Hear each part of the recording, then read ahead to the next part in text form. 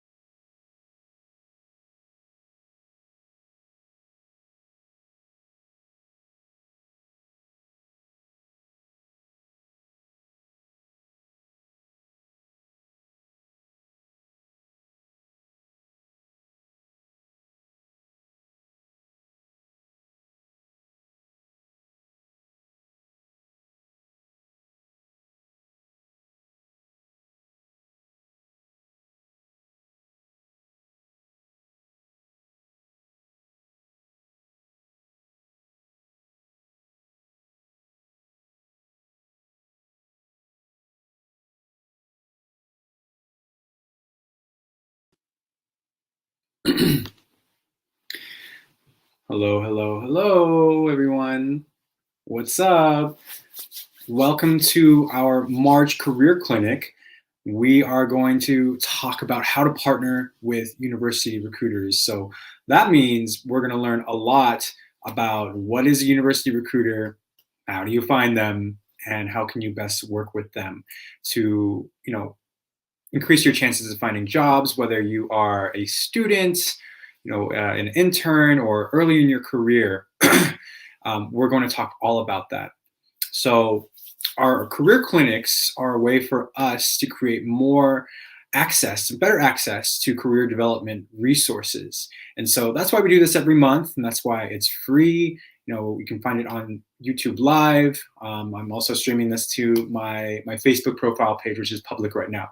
So if you haven't yet, and you're new to our career clinics, go ahead and look me up on LinkedIn and connect with me on LinkedIn. Search Manny Duenas, the Career Doctor, and you'll see me at the top of your search. Go ahead and connect with me and write in a note about how you connected with me, or like where you saw me, so that I know exactly, like, oh, you were in the career clinic, and that's how I know that we're going to be able to connect. You'd be surprised at how many people just kind of shoot off like invites on LinkedIn without putting that information. I have no idea like what they want, and a lot of times I end up not connecting with those people because it's just super random. So just be intentional about connecting not only with myself but other people on LinkedIn as well. So we are going to be bringing back a friend of mine. His name is Mert Abbasi. He is a university recruiter at Duolingo, and previously a recruiter at Google, and he worked with me as well at Year Up. So we'll be bringing him to the stage in just a little bit here. I think he's having a little bit of technical difficulties, but he will be on stage in just a moment here. So would love to hear where people are tuning in from. Put it in the chat. Where are you tuning in from? I would love to see it. Put that in the chat for a shout out, and I will see you in just a second here, Mert. But yeah, leave a comment in the chat so I can shout you out and let us know where you're tuning in from. Cool. All right. So just got a text from Mert, and he will be here in just a minute. Thank you all for tuning in. I don't know about all of you, but if you are on Clubhouse, follow me and follow my club. The club is actually called Career Clinic. So surprise, tune in, follow the club on there because it's just more free resources to career development. And so actually this Thursday we're having a mock interviews from 7 p.m. to about 9 p.m. Pacific Standard Time on Clubhouse. We're going to have Amazon bar raisers there, employees from Facebook, Microsoft that are going to be supporting with mock interviews. So if you're preparing for an interview or you want to practice, come join us on Clubhouse. Obviously, just look for me, find me on Clubhouse. It's at career_doctor. That's how you can find me. And follow the club Career Clinic. And you can join that for free, right? Come to the stage and practice and get real-time feedback from these amazing people at these top FANG and big tech companies. So that's happening on Thursday. I will also plug that on Friday, we are having a recruiters lounge. So we're going to have a bunch of recruiters from, companies like Facebook, Amazon. I think Instagram is going to be on there as well. I think we're trying to get Robinhood to come in as well. So we'll probably have at least 10 recruiters on stage and supporting with your job search, but specifically the topic is going to be how to pass that phone screen. So if you're got an upcoming interview or maybe you struggle with passing that first round, we're going to be talking about it because a lot of the time, recruiters are doing that first round, phone call. So tune in on Friday. That's going to be 7 p.m. Pacific Standard Time. We'll do that for about an hour on Clubhouse. So join us there, and I hope to see you there for sure. I see someone tuning in from Georgia. All right, welcome. See David tuning in from YouTube Live. David, where are you tuning in from? And Uncle Randy, Fast Pitch Media Studio is watching. Great stuff. Thanks, Uncle Randy. All right. David, yeah, let us know where you're tuning in from, David. So we are going to get started here. So let's do our countdown and we will get started in just 30 seconds from now.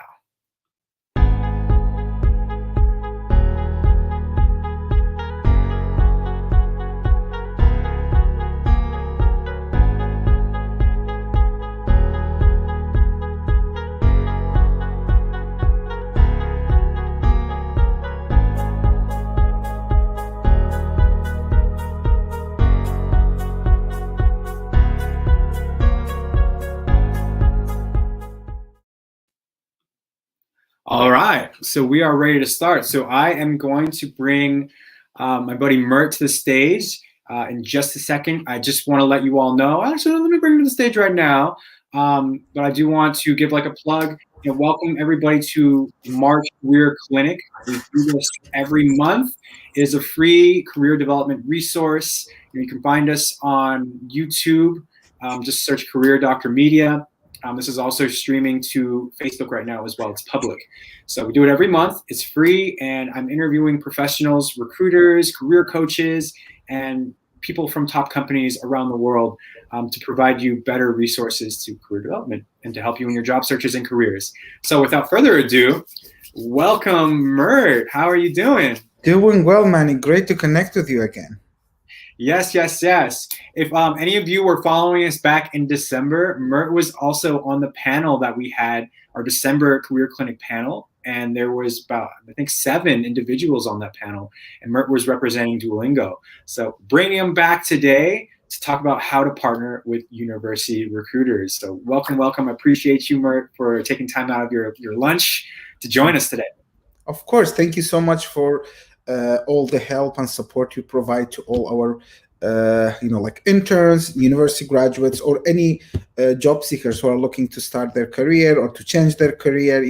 We've been like, I met Manny. I would just like to give a brief about that. About like 2.5 years ago, we worked together at Europe, which was a fantastic experience. And Manny, I think you are still with Europe, if I'm not mistaken.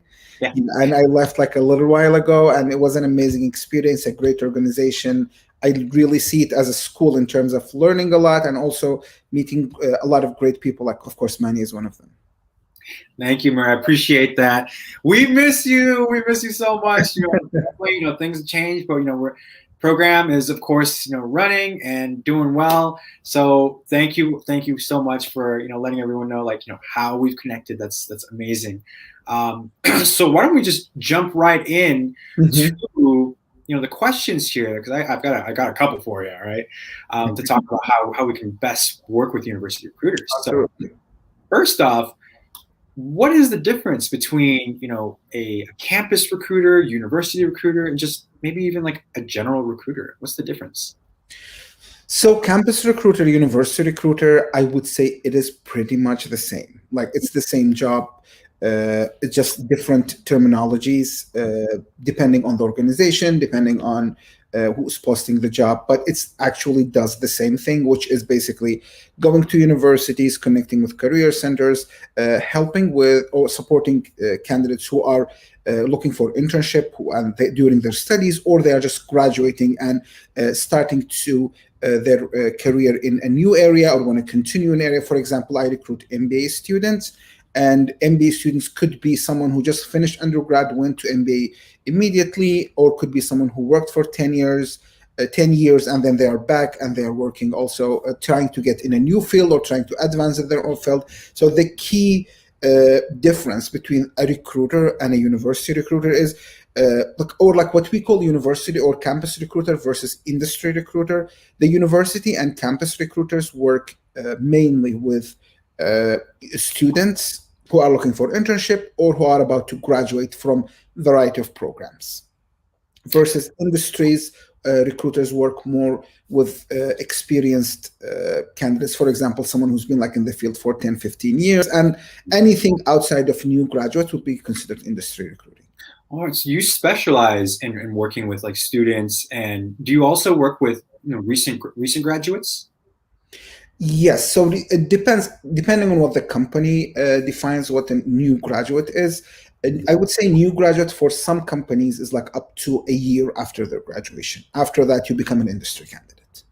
I see. So that's really good to know. Good rule of thumb, because I feel like there's a lot that's unsaid and that students aren't aware of in terms of, okay, when do I cross that threshold between reaching out and working with university campus recruiters, kind of fitting into that mold of internships with what a company is looking for. So it sounds like it can be case by case depending on what the company kind of deems what they think that means to them. Now, I'm actually curious, and I'm not going to steer too clear off the path here in terms of questions, but has anyone ever reached out, in your experience, reached out to like Career Center and gotten like your information that way? Like, because I've heard definitely like advice from a lot of top recruiters and career experts, and that sounds like a pretty good strategy, right? Because it's hard to connect with recruiters or track them down. Are people able to go to their Career Center like, hey, who is my university partnered with? So when we have an opening, so just like to go back and like your question about how they should differentiate, should they contact an industry candidate or a university candidate, a recruiter, or a university recruiter or an industry recruiter? I would say the safe place is 1 year after graduation. If they pass the 1 year, they should focus on the industry candidate recruiters. In terms of your question of reaching out to your recruiter, reaching out is always a good thing. But I feel like there's like a very like a defining line between am I reaching too much, or like, is this okay, or is it like becoming like kind of disturbing to the recruiter? So reaching out to a recruiter, like, that is my job. My job is to support candidates that are a good fit for the roles that I'm recruiting for. and it is basically I'm the bridge between the students and the company. Okay, it is always good to reach, but it might be there are ways of like how are you reaching to the recruiter.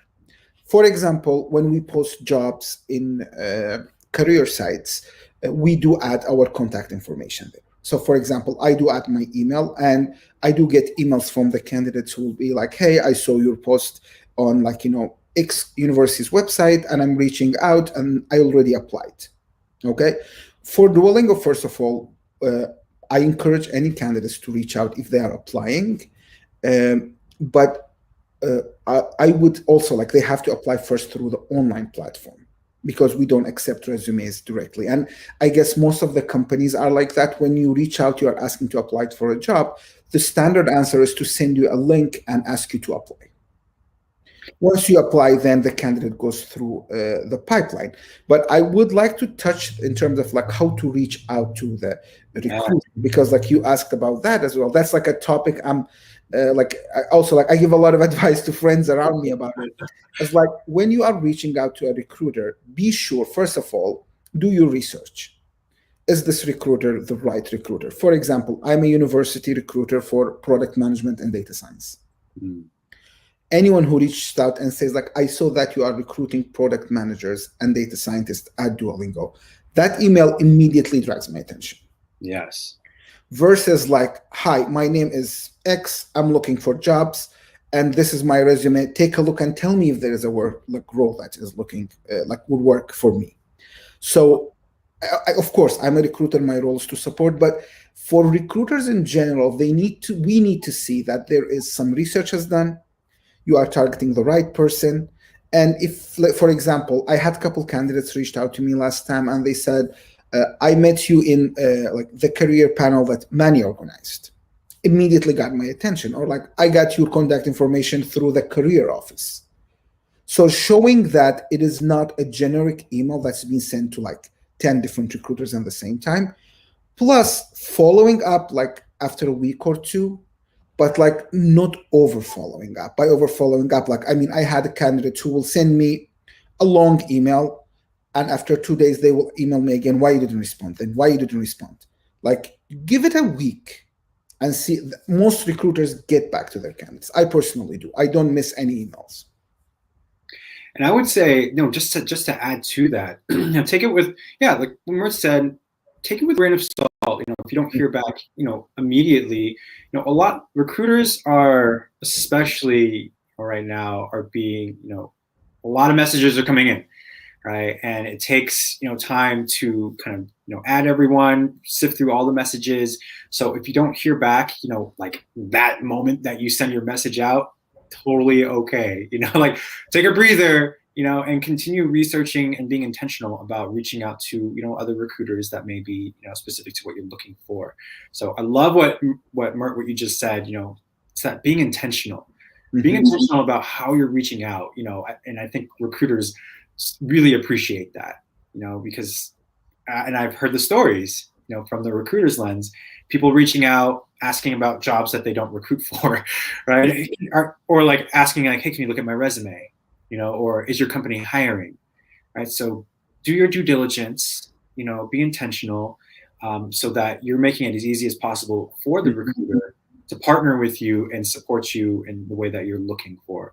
So love the response. Now, for you, Mert, what would you say, or how do you generally recruit for the candidates that you're, let's say, looking for at Duolingo, or in previous work experience that you've had? How are you finding candidates? So I would say the recruiting world literally being divided to COVID, pre-COVID, and after COVID. And but I will give you an answer in general. So first of all is, of course, we start with posting it on our website, posting it on the career websites, participating in various events. For example, this year, Duolingo, we participated in Wharton Business School's Tech Week. So we had fireside chat with our chief product officer, who is an alum. We had an info session with a couple of our product managers who are alumni, and we had also coffee chats. So there are various formats of events.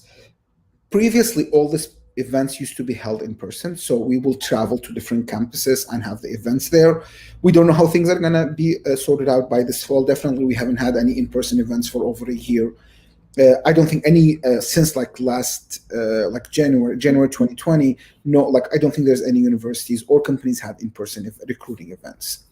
So reaching out to like going to in-person events, sponsoring student clubs, uh, again like posting in like newsletters for the universities, doing referrals, so like encouraging people around us in the company to refer candidates. So there are a lot of variety of ways for us to recruit, and I feel like for me personally, like Duolingo is like I'm very lucky. I feel to be a part of Duolingo's recruiting team because, first of all, the team is very supportive, and second, the brand is like for people who are passionate about education.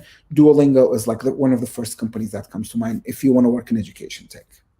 So again, the brand and bunch of like different variety of activities. Amazing. So one of the ways that you mentioned is visiting campuses, and that leads me actually into my next question. How can a student stand out, at a college career fair, whether it's in person or online, right? I think, if you can speak maybe more to the online piece, because that's kind of like where we're at right now. Yeah. And a lot of students and just people in general are kind of navigating that space, and, career fairs online, what would you say is like a way that they can stand out? Mm-hmm.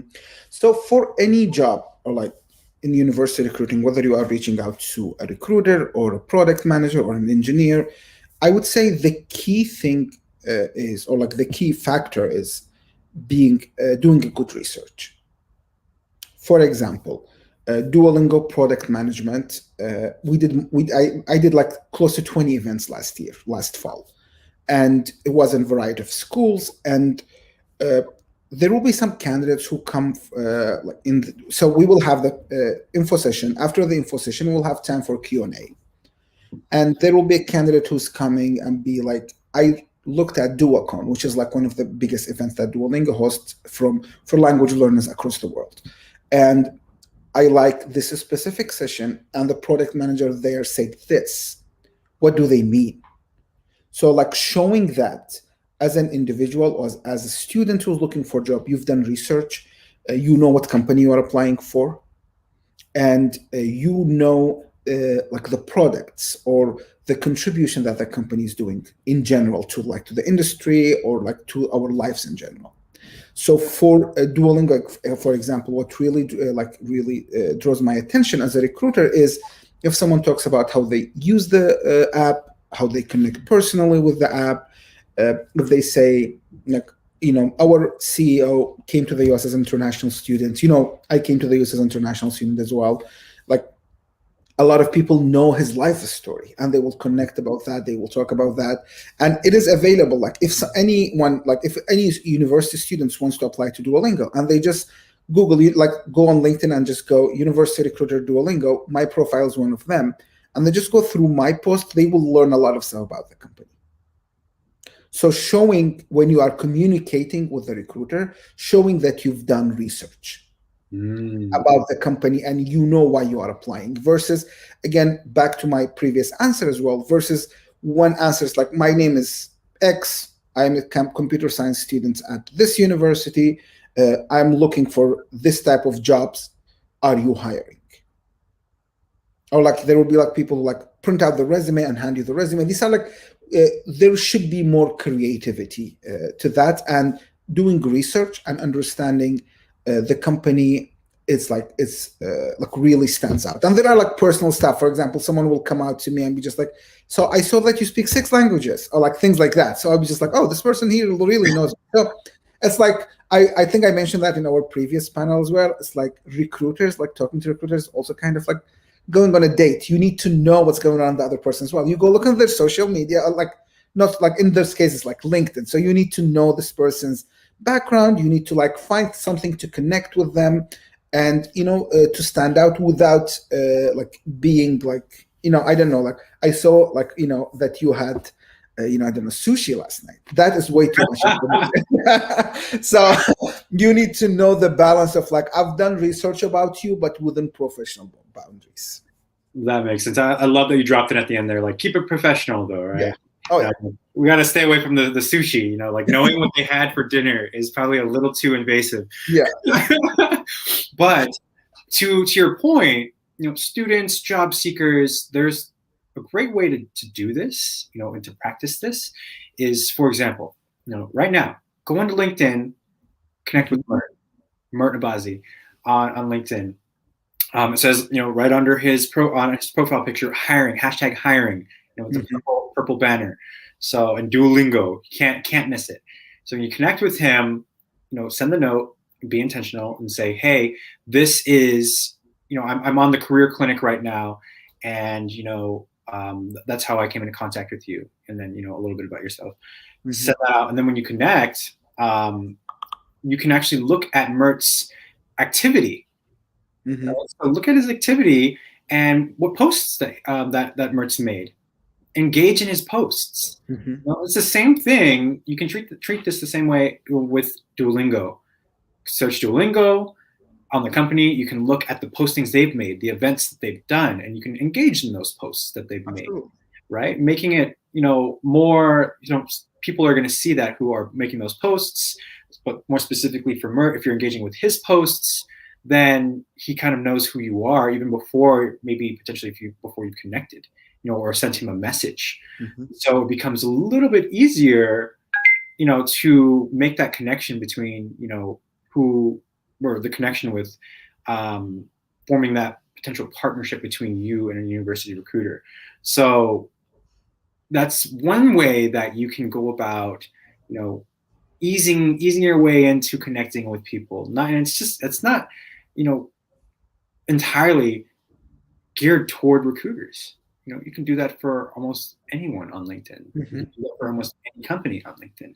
So that's a great way to stand out, right? Kind of playing like a long game. Yeah, we shouldn't be on LinkedIn only for looking for jobs. Yeah, it's a great place to like make friends there, people who have similar interests, and there is like everyone's most of the people's professional profile there has a lot of details that you can find things in common with. Like you went to school together, you worked in a company together, you have mutual connections. So it is LinkedIn. It is a platform that provides us with opportunity of networking, even if we are not looking for jobs. So that's why I spend so much time on LinkedIn. I connect with so many friends. Like now, I'm recruiting for MBA right now, MBA roles, and it's a new field for me. So I'm connecting with a variety of MBA recruiters in different companies, and just like having coffee, chat with them, learning more about their background, how do they do their job, how can we cooperate in terms of like working together. So it's a great platform to have. And that also brings me to one thing that always I emphasize to anyone asks me for like a job, who are applying for jobs. If you do not exist on LinkedIn, you do not exist on the job market. Oh man, that is so important. And you saying that, it's just like, it kind of just hopefully that sinks in to people who are, if you don't have a LinkedIn, you don't exist in the job market. Absolutely. It's almost, it comes along. It's like a package deal with like your resume, right? It's like you can't really apply to a job without a resume, and you can't really do an efficient job search without your LinkedIn. So great way to stand out, whether you're in a career fair or job searching, is engage with the community, and create a network for yourself on LinkedIn. It's not only for job seekers, it's great for job seekers, right? But also just, like you said, networking and making friends. I think a great way to look at it if you don't like networking, is instead of, oh, I got to network, and make a connection, with someone. Think about it more as, make friends, making friends with people. Right? That's the way that I like to look at it when you're trying to network. Make friends with them, and it becomes more genuine and sincere when you're actually connecting. So this actually, the whole, how do you show up, put your best foot forward, like in career fairs, actually leads me to my next question for you, Mert, and that is, when do these career fairs happen, right? Like I'm kind of out of touch. Personally, I'm out of touch when it comes to, university career fairs and when it goes down. But is there like a kind of routine time that this happens every year? From your experience, what do you think? Mhm. So, working at Europe, I was recruiting also university, sorry, like interns, but it was a different type of timeline. So, but versus now in Duolingo, we are recruiting directly from universities. So I would say there is a timeline for recruiting depending on which demographics you are recruiting from. So, for example, let's start with currently, like I'm recruiting for MBA, I'm recruiting for data science. So for these roles that I'm recruiting for, and also for software engineering, the universities have a timeline. So for example, for the MBA, let's say you cannot have any MBA recruiting events until like, I think it was like late September to early October. That's when you're eligible to have, like, because the universities give you that timeline. They don't want the students to be distracted with looking for jobs 24/7. That Okay. makes a lot of sense. And then after you are done with that, for MBA, again, as an example, you cannot interview candidates for internships, for example, until like, I would say like after January 10th of every year. Wow. So there is a timeline that is determined by universities, that is determined by schools in terms of when you can reach out to them. Outside of that, there are general career fairs that happen. So, for example, when I was at Europe, we had also a recruiting season. But if you remember, our recruiting season was different. We will have candidates who will start, a group start in August and another group starts in March. Mm-hmm. So our recruitment cycle would be, I would say, from March until like July for the August cohort, versus in university recruiting world, like in my current role, there's pretty much no career fairs or events between March and July, because that's a different timeline. So each role and each type of demographics that university recruiters or internship recruiters recruit have a timeline depending on where these candidates are coming from. So for another example, candidates who are coming from boot camps. Boot camps have a different timeline.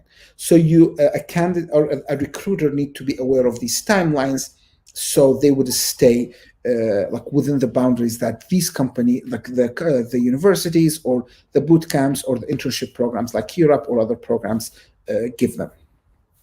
So if because I want to say like the majority of internships that internship opportunities are in the summer, right? I think there are like I think what fall. I'm not sure how, if it's a bigger thing, for internships like in the fall / winter, but I feel like, internships in the summer are kind of like, that's when like all internships happen. So university recruiters like yourself are, potentially attending career fairs well in advance of the summer to recruit for those individuals. And you're saying like as early on as October, correct? Yeah. And so from October onward, you are, recruiting for these people and interviewing. And then is there like a set time where people are hearing back, between October and the summer about like, hey, you've been accepted to your internship? Yes. So again, as I said, each internship program has a timeline. Okay. But for us, like for example, for Duolingo, we do the outreach events. So there are like different parts of the recruitment cycle. You have outreach, then you have interviews, and after that you do the offers. So we do the outreach early during the fall and maybe in like all the way into like early December. Okay. But we don't start interviews until January for some roles. Wow. For internship, versus for other roles, like we might start like for full-time roles, we will be interviewing in September or October. Gotcha. But in general, I would say, depending on the company, like Duolingo's timeline is from the moment I contact them until they get like the final word from us, it's 2 to 2.5 weeks.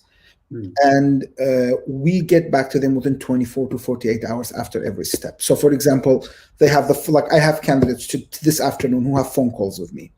After we are done with the phone call, I will let them know about the next step within 24 to 48 hours. And then The next step, they interview, and then they get 24 to 48 hours. The whole process takes two to 2.5 weeks. Some of the companies, this process takes up to 6 weeks. Wow. So each company has a different timeline depending on that, and it is important for our candidate to clarify that timeline with the recruiter when they are talking at the beginning. So one of the questions I ask my candidates when I'm talking to them in the first phone screen or like the initial phone call is, do you have any timeline restrictions? Do you have any deadlines? Do you have any offers? So it's very beneficial for the company, which is the recruiter, and the candidate to be there will be open communication. So I get a lot of question about, should I share this with my recruiter because like, I don't want information to hurt me. So being open about, do you have offers? Do you have timelines? Do you have restrictions? And explaining it's always beneficial, and it builds the trust between the recruiter and the candidate. And if they like, I don't think I would never reject a candidate who will say like, I need to have if they say I have only 2 days in order to get an offer from you guys. What I'd say like, it's impossible to get in 2 days. Can you extend your deadline? So if they extend the deadline another week, I will do my best to put all the interviews in 1 week. Maybe instead of like having 2 days of interviews, can we do all the interviews in 1 day? So as long as you are open, the candidate is open with their communication with their recruiters. Recruiters will do their best in order to accommodate what their needs. But there are cases where it'll be like, I have 3 days, I have 2 days, and I need to respond to another offer. And in that case, like, there is no company can interview in 2 days and give you, like, it is just impossible. Yeah, that's so that's so true. And I really appreciate, kind of adding some transparency into kind of, well, giving an example at least of how Duolingo kind of, goes through like the structure, and timeline. Because yeah, you're right. It does vary from company to company. And so, but I think it, adds, a little bit of clarity for people that are listening, on like what that potentially could look like and what the timeline could look like for you when you are, job searching or looking for an internship. So what would you say is there a big difference between the interview process of an intern and the interview process of a candidate that's kind of outside of that intern realm? Is there like a big difference in how you interview them and their processes? So it really depends on the company and the role. I wouldn't say like there is not like, if you are an intern, you definitely get this like type of question. If you are like a full-time or like a new graduate, get this time. It's just every role has, as we start writing the job description, as we start like planning for who are the interviewers, what are the interview stages, every role has a different stage. For example, if you are doing a role that is technical, for like a software engineer, most companies have a technical test. Versus if you are applying for a recruiter or for, let's say, I don't know, like marketing role or like any role that doesn't require technical skill, that will have like a different type of questions.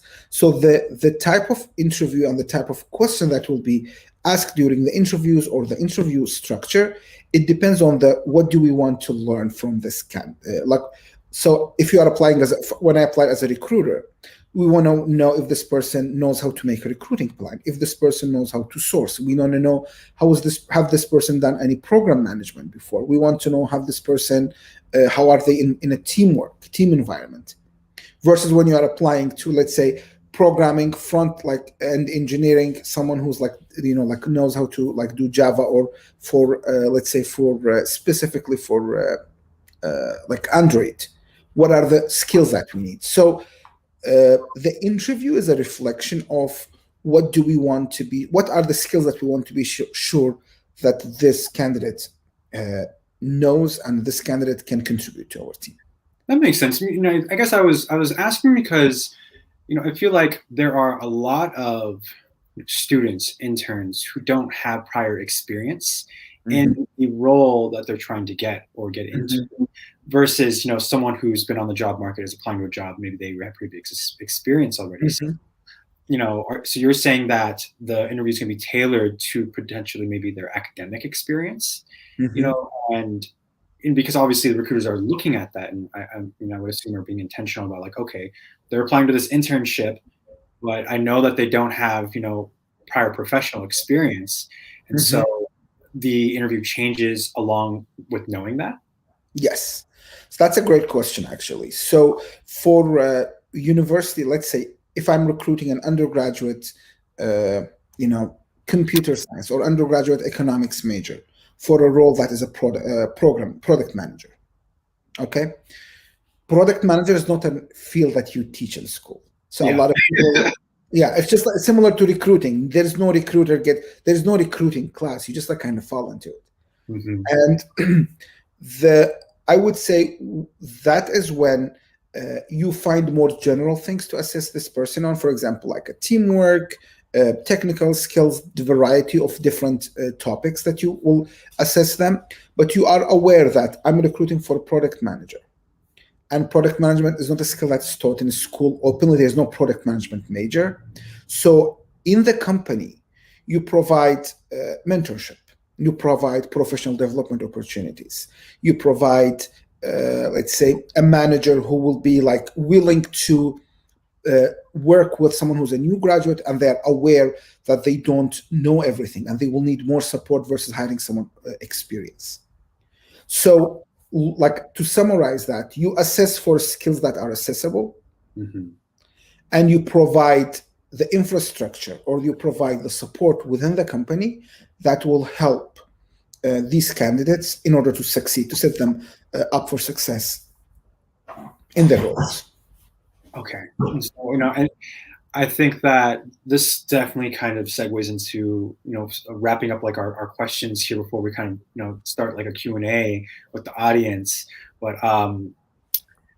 with that all being said, how can students, land internships? Do they need to have, prior internship experience? Like what's the best way to put their best foot forward with landing an internship?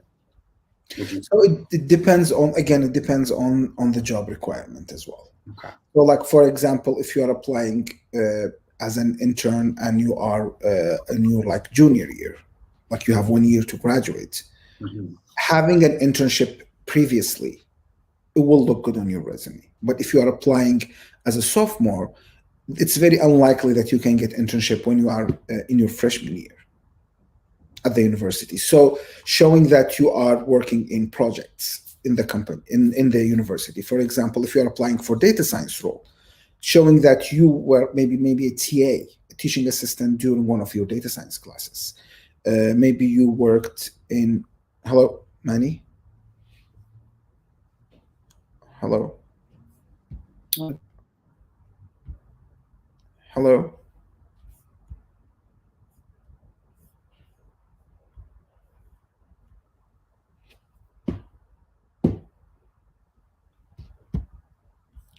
Manny, you are back. Okay, sorry about that. I think we're having no worries, connectivity. No worries. You were saying. So yeah, I was saying that when you are applying as like a sophomore, for example, it's very unlikely that you had an internship in your first summer after starting college. So showing other signs that you are interested in the area. For example, if you are applying for a data science role, showing that maybe you were part of a hackathon related to like SQL or like something related to data science, that maybe you were a teaching assistant in one of the classes, or you worked in a lab in your university that worked in that area. Okay, so showing that, like, not like I recruited candidates who had no previous internships. I recruited candidates who had 3-4 internships before they joined us. So there is no one answer for that. It depends on the role, but whatever role you are applying, the candidates applying for, and they want to like get that internship, they need to show on their resume that they are interested in that area, especially with internships, because we know that they're undergraduate students in a lot of cases.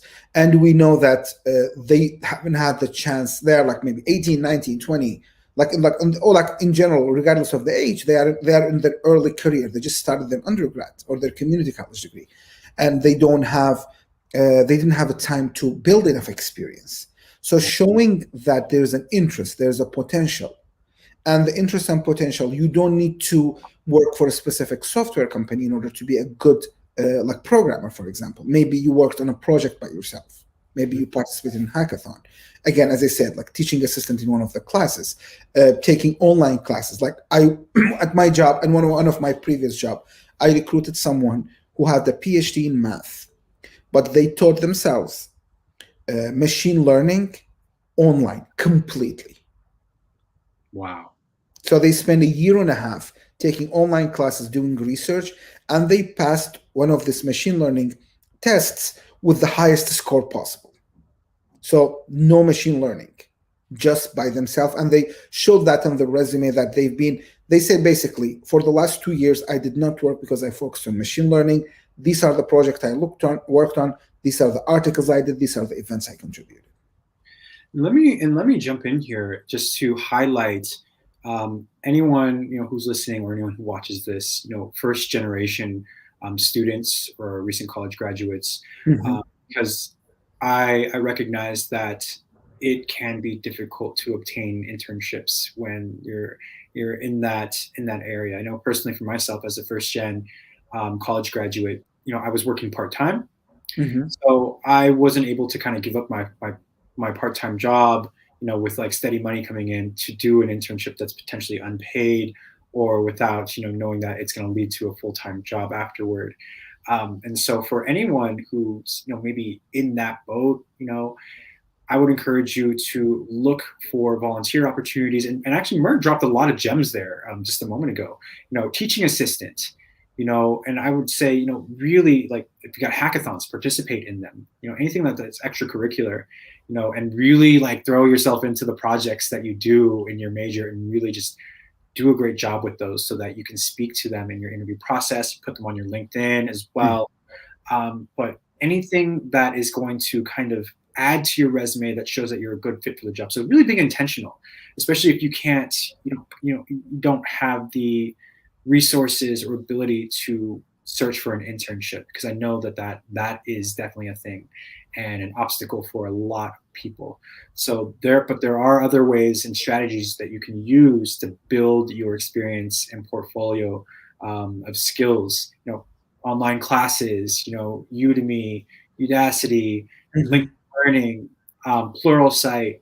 There's so many resources that you can look into to continue building your skill set. So on that note, final question for you before we jump into Q&A, because I see that there is a question in the comments already. So if you're listening right now and you have a question, please put it in the comments so that what we're going to do is we're going to paste it to the screen and we're going to do our best to answer those questions for you with the next 10, 15 minutes in the end here before we wrap up. So if you got questions, put them in the comment section and we'll do our best to get to those. So our final question for Mert on my end here is, just to kind of sum it all up, how can students or recent graduates partner better with university recruiters? So again, as I said, doing research, feeling comfortable communicating that to through LinkedIn. If they are part of a university, career centers are a huge benefit. So they could always talk to career centers and try to connect with them and ask them for help and guidance. Creating a good LinkedIn profile. What is a good LinkedIn profile? Like spending time on that. And like LinkedIn profile is not being created overnight. You cannot hire someone to create it for you. Like you can hire someone to give you the basic advice, but it's a lot of work. It's like your LinkedIn is your brand. Like you build your brand through your LinkedIn account. Looking into your network. So if you want to connect with Manny and you know me, asking me to connect you to Manny would be more beneficial than directly sending a message to Manny. So again, being available online, doing research, and using your network very well. And taking advantage, like you said, taking advantage of the Career Center. I feel like a lot of students sleep on that. They do not approach the Career Center. And I've heard it many times in the past couple of weeks here in like the rooms I've been on Clubhouse with all these career experts and recruiters, that utilize. It's almost like a secret. They say it like it's a secret. Connect, like, don't forget to connect with like your career center. And the reason why it comes off that way is because there are a lot of people who don't utilize that resource. Absolutely. Right? And it can lead to connecting with university recruiters and finding your next internship or your next job. So if you're a student, you're listening to this, don't sleep on your career center. Reach out to them today. Ask when the next career fair is. Ask what companies the career center is partnered with. That I guess historically have attended those career fairs, and that is one way to kind of already build some research, right? You reach out to your career center and they say, oh yeah, we're partnered with Duolingo, right? And so when you reach out to you, and then you find Mert, like, hey Mert, I reached out to my career center and they said that they're partnered with Duolingo and there's a career fair coming up that you're potentially going to be at. I would love to connect and XYZ. So you're already kind of building that and showing that when you connect, because you've researched and it's not just like you're randomly reaching out, right? You've done like some legwork already to get to that point and you communicate that. So communicating is such a big part here with kind of putting your best foot forward. So that all being said, I appreciate all the answers and gems that you dropped today, Mert. I feel like, there's definitely a sense of clarity, in the air right now with working with not only university recruiters, but just recruiters in general. So, and people who are early in their careers. So let's transition over into the questions here and see what we got. So questions from the audience. Let's see what we got here. We're going to post them to the screen and do our best to answer them. So first one that we got here is from Harry, especially as a product manager recruiter. I would love to hear what you look for in great undergrad PMs. Is there a difference how aspiring PMs should work with university recruiters? So what are we looking for an undergraduate PM? I would say teamwork. That is a key thing. Ability, like, to communicate concisely, efficiently, and clearly. So, for example, ability to give you, when you ask them, tell me about your experience, tell me about your background. Do they talk for 20 minutes or do they give you like a short brief in like 3 to 4 minutes? And then they ask you, was there anything interested in that topic? Do you want me to dig in deeper into any one of them? Comfortability of working with people with different backgrounds. So the product managers basically is like they know they have to connect with engineers, with data scientists. Sometimes they have to pitch ideas to or new features to like the C-suite. But sometimes they have to mentor new graduates and new hires. So again, communication is very important for a product manager. I'll say that is like the key. And is there a difference aspiring PMs should work with university recruitment? No, it's the same as I said. Like when you are sharing your interest, do your research, be available online, and utilize your network. Absolutely. If you haven't posted or engaged in your LinkedIn community in the last 90 days, get on that, right? Because that's, if I go into your activity, and you haven't, then I believe it'll come up as like blank, or you haven't posted anything. So don't sleep on the engagement there, and that is one way to continue building your brand on LinkedIn. So thank you for your response and thank you for your question, Harry. Let's go on to the next question here. The next question is from David.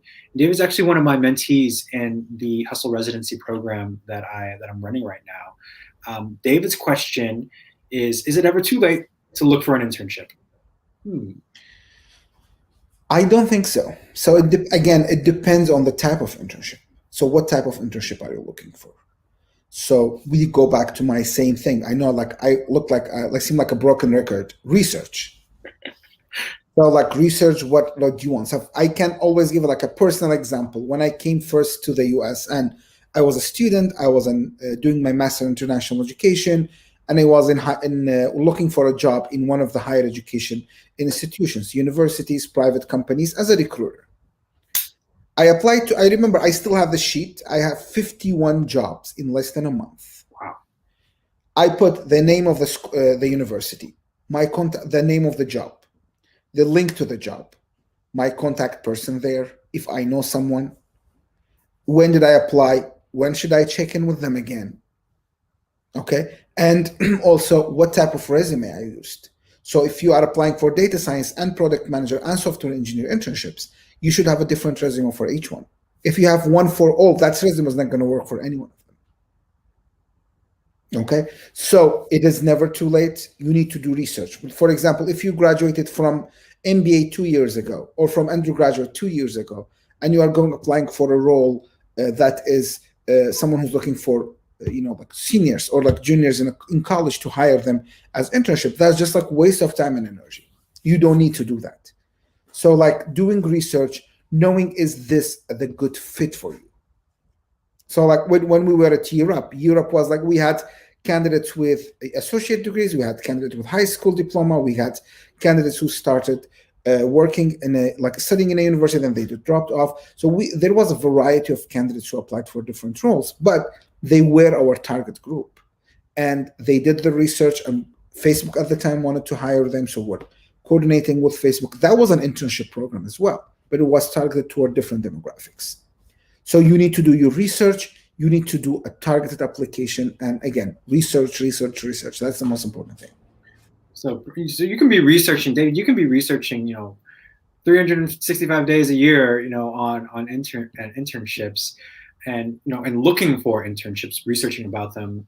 I think as far as applying to them, there definitely are like some sweet spots, which we mentioned earlier, in the conversation. For example, Duolingo, starts looking in, around the October, time period, and will, go all the way until December, right? And then they'll start interviewing in January, right? And then in the summer is when the internship starts.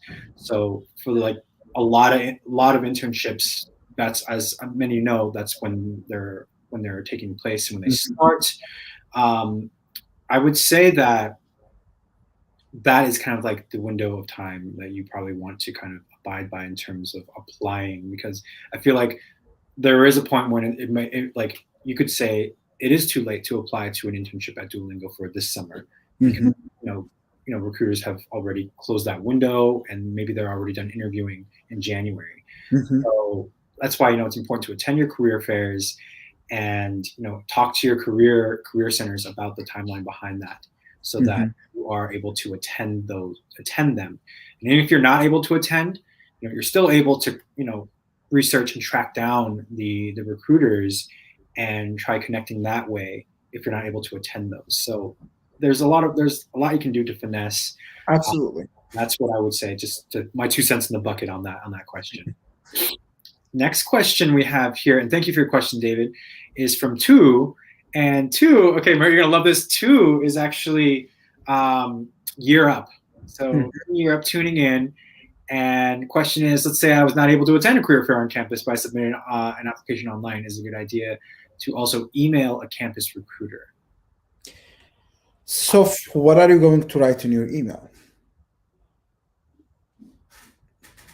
I said, like in the beginning, emailing a university recruiter is always a great idea, as long as you know what you are putting there. Are you going to write the same email that like, sorry, I couldn't attend the fair and I'm looking for this role and I'm interested in your company. Are you hiring? If you are sending this email, don't send it at all. It's not going to do anything. So saying, for example, in this case, I would be like, I wasn't able to attend the career event and I'm very interested in your company. I saw on your website that you have X and Y roles open, and I'm very interested in this role because I've been following X and Y in your company who are working on a great project, and my favorite project is this one.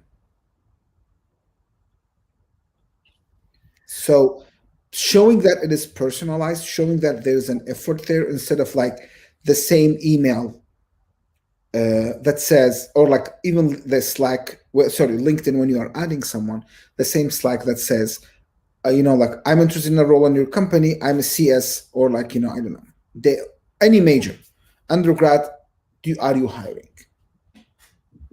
So to add to, Mert's point here with, it's a good idea to also email a campus recruiter. I would actually applaud you if you're able to track down their email. One, if you're able to get their email, that's amazing. because they don't always have that as like public information. Mhm. Right? But if you're able to connect on LinkedIn, then I would say, yeah, you can attempt to message them and, connect with them that way. So just communicate, as to Mert's point earlier on, just communicate, and, that will help with putting your best foot forward. Next question we have is from Harry again. Mhm. As you mentioned, if you don't have a LinkedIn, you don't exist in the job market. Mhm. What do you look for in a good LinkedIn profile? What is the best way to connect with a recruiter on LinkedIn? So what do I look in a LinkedIn profile? I think we should do a whole another session about that. That is like it's a lot of information. So the link, I would highly recommend Googling LinkedIn profile, like how to create my LinkedIn profile. There's a lot of information there.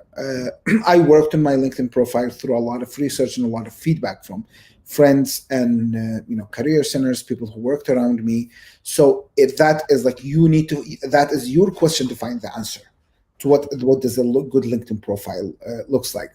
What's the best way to connect with a recruiter after creating the good profile that includes your name, full name, that includes your picture, I get email from someone who want to connect with me and they have a picture of a flower. Okay, we all love flowers, but like I don't know who you are. Okay, and for example, have information that when someone looks at your profile, convinced that this profile isn't fake.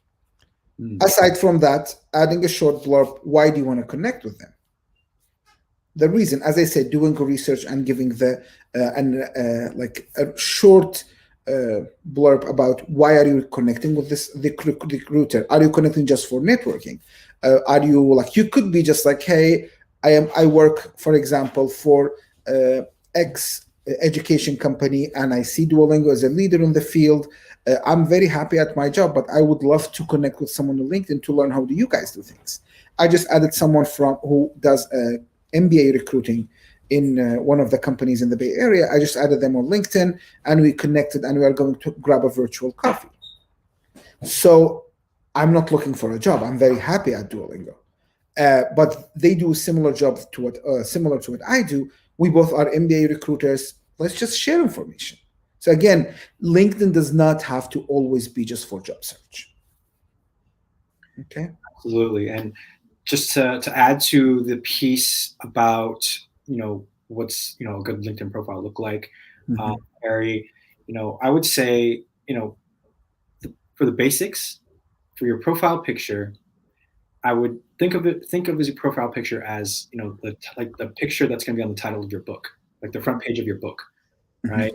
Think of it like that. So if you think about it like that, then you're probably like, oh, okay, well then, maybe I want my picture to look even better, or however that kind of translates for you. But imagine that that's like the front page of like, the cover of your book, right? Absolutely. And then your banner behind is prime real estate, just like how your headline is. So take advantage of that space on your banner. Some people will put like pictures, or something really nice, but honestly, you could use that to attract recruiters even better, and serve as more of telling what skills you have. So you can use things like Canva to do that. Use Canva to create a banner and really showcase your skill set and what you're interested in using your banner as well as your headline. So, and I'm sure Mert can attest to this, if you're using LinkedIn Recruiter, right? When you get the drop-down list, I mean, you see like their profile picture and their headline. So don't click on the headline. That's prime real estate to stand out. So take care of those things. Connect with me offline if you have more questions or more as well. Questions around LinkedIn profile, because we're pretty much at time right now. But there is one final question, and we may have answered this to some extent in the prior question, but what is the best opening line when you're messaging a recruiter if you haven't met them before? Definitely is not my name is Mert, and like that is definitely, I can't see your name, so you don't need to write your name there. That's definitely not like I like, while I'm seeing the questions, just like things coming in front of my eyes about like the LinkedIn request that comes sometimes. So showing that again, why, well, like you are interested in connecting. Why are you interested in connecting? And sharing piece of information. For example, we both work in MBA recruitment. Let's connect and discuss. Or for example, I noticed that you worked at Europe before. I'm a big fan of Europe. I would love to connect to hear about your experience. Like things that showing that it's a two-way conversation that is going to happen versus I'm looking for a job and I'm connecting with every single university recruiter in the Bay Area. And Shazor, to your question, to your point, or to your question, what I would say is iterate, right? Mm-hmm. See what works, because you'll reach out to people and not hear back, and sometimes you can see a pattern with people responding more to certain types of messaging, and the one that sticks the most, save that, create like that as a template, save it like on Google Docs, and start building off of that, moving forward into as you continue connecting with people on LinkedIn, and then you'll really find kind of like your groove with connecting with people, and that can be like your opening line. I think this morning someone connected with me and was just like, told me a joke, and honestly, sometimes it depends, right? Like I haven't heard someone start off like that, and I don't even know if I've ever heard anyone start out that way, on LinkedIn, because I mean, it's just different. I wouldn't say it's the most professional, but it was different and it caught my eye, and so I decided to connect with them. So see what works. And sometimes different things will work with different people, because people are people. Absolutely. All right, I want to be mindful of Mert's time here and wrap up. So, Mert, I appreciate you for coming by, stopping by our career clinic today, and helping everyone with how to partner better with university recruiters and recruiters in general. So, appreciate you, everyone. If you haven't yet, and you're tuning in now, or you're watching this in the future, connect with Mert on LinkedIn. Right, he's looking for talent, for Duolingo. So connect with him. Make sure you put in the note how you know Mert, where you kind of came in contact with him, which is this career clinic on YouTube Live. So that makes it a little bit more easier for him to oh, okay, that's how you're connecting. It's not just random, right? And the same thing goes for me. Connect with me on LinkedIn, Manny Duenas, the career doctor, and do the same thing in terms of adding that note. We appreciate you. Mert, I know you got to jump off. I'm going to continue concluding the career clinic, but I know you got to go. So appreciate you, and you're welcome to jump off when you're ready to go. Okay, thank you so much, Manny. Thank you for putting this together. Thank you for all the support you do to all the job seekers, and thank you for the connecting us recruiters with them. And I wish you a great week. You too, Mert. Thank you for coming by. Okay, bye-bye. All right, everyone. So just to finish up here, I'm going to plug a few things, resources. So like I said earlier on when I first started, if you're not on Clubhouse yet and you have an iOS device, get on Clubhouse, please. If you're especially, you're job searching, so important, such an amazing resource for job seekers right now. I can't tell you enough how many rooms are on Clubhouse right now that are focused on supporting individuals like yourselves, whether you're a student, intern, early career, or seasoned professional. Clubhouse is an amazing place to network and learn about, even if you've got questions, what's the best LinkedIn, what's your LinkedIn profile supposed to look like, or how to kind of put your best foot forward with creating one. There's a LinkedIn masterclass for free on Clubhouse right now that goes down every Monday, right? I believe it's 6 p.m. So check that out. Follow me on Clubhouse, Career at Doctor, and follow my club, Career Clinic. And I'll actually post that to the screen here in a minute here. But I appreciate all of you. Look forward to our April Career Clinic. I will be interviewing one of my friends who works at Apple. Right, and he's more in the science field of things. So we're going to explore his career trajectory, and talk all things Apple. So if you're interested in careers at Apple, stop by next month in April, and we may actually have more going on as well in April in terms of interviews and people that I will be speaking with. So it won't just be Apple. So surprises to come. And yes, Shazor, please, I love your notes. So you have my permission to post the notes. I appreciate you, and I'm sure I'll see you more in the future as well as on Clubhouse. So that's it for this month for March, everyone. I appreciate you all stopping by. Check out the social media links, which I'm about to add to the screen here, and I will catch you later.